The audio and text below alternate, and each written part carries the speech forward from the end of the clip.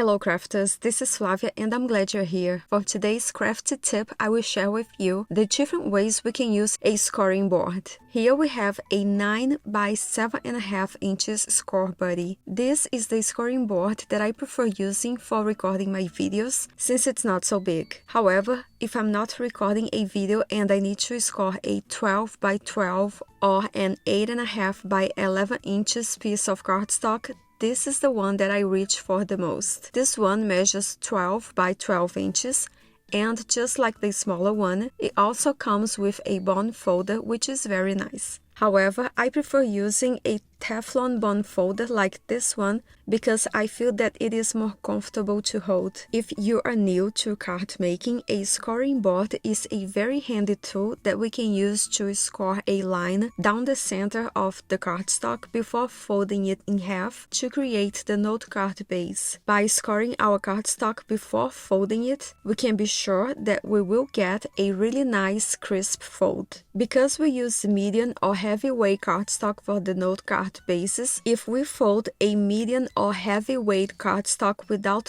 scoring a line first, we will end up getting cracks and tears around the edges. Here is a comparison so you can really see the difference. On the right side, we have the cardstock that I folded in half after scoring a line down the center to create this A2 size note card. And on the left, we have the same weight of cardstock that I folded in half without scoring a line down the center first.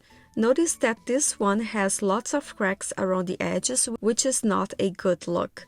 So, by using a scoring board, we can be sure that we will get a more professional looking note card. However, other than scoring a line to create my card bases, I also like to use my scoring board on a few different occasions. One is for when I need to add a panel to the front of my note card. If the panel is the same size as my note card base, to quickly line them up and adhere my front panel to my card base, I simply place the card base on the corner of my score buddy. Then I add liquid adhesive to the back of my front panel and then place it on that same corner on top of my note card.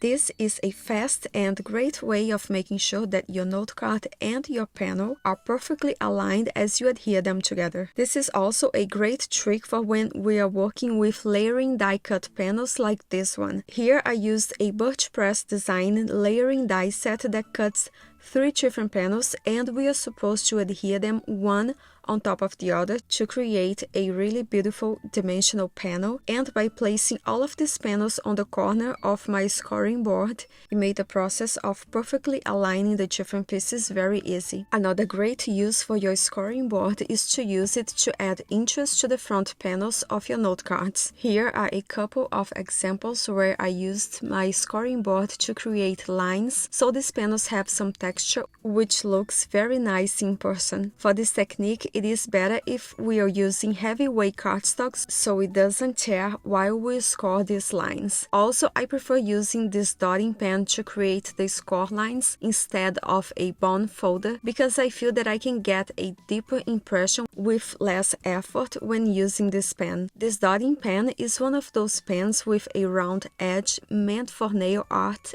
and it works great for this technique. We can create different patterns by evenly spacing the score lines or skip a few grooves to create different looks. And the best part is that we can use either side of these panels because they both look great. On one side, the score lines are raised, and on the other side we have valleys, and it is just a matter of preference. So these are the crafty tips for today, and I hope it was helpful to you. Thank you so much for spending this time with me, and if you like this video, please give it a thumbs up and subscribe to my channel so you do not miss the next one. Have a wonderful day and happy crafting!